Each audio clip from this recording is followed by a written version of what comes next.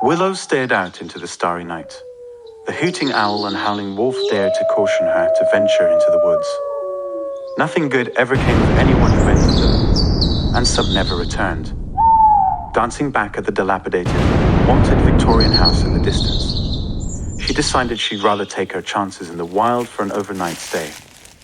No one said running away would be easy, but Willow had learned that life often presents you with the lesser of two evils versus good fortune. As the branches crackled beneath her trainers and the fog creeped in eerily around her, she began to wonder which was more dangerous, the woods themselves or her imagination running wild. Ahead she could make out the mouth of the cave in the twilight, probably snake-ridden, she thought, but worth the risk of investigating for cover against the rain as the night clouds began to rumble and lightning sparked the sky. She advanced cautiously, clutching the flashlight from her backpack. "Hello," she called out, hoping no one was already inhabiting it. But only the owl and the wolf answered her again. Drawing in a deep breath, she proceeded closer. The thud of something landing behind her made the hair on the back of her neck stand up, and a chill leaped down her spine. Gulping down the knot in her throat, she spun around on her heel to face whatever it was, crouching down into a fighting stance with her hand on the knife in the side loop of her cargo pants. "Welcome," said the creepy voice, cackling. "So you really thought this would be safer than the house?"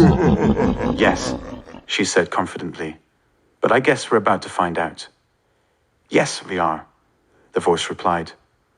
Willow braced herself, but as swiftly as the dark, ghostly figure appeared, it disappeared. She blinked hard, then the whoosh of some invisible force swept past her. "Of course," she muttered under her breath, shaking her head.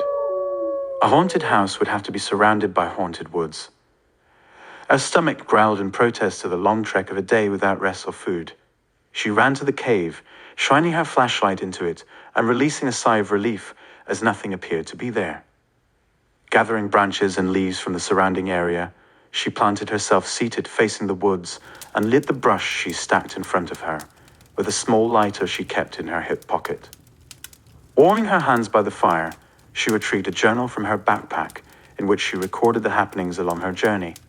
If she was going to be a true ghost writer, then she wanted to tell the story from her own authentic harrowing experiences. The start of her inspired adventure was already shaping up to be that, and more already. As she scribbled in her journal, the eerie voice of the woods returned. "Up for a little fun, have you? We'll give you something to write about. That is, if you survive."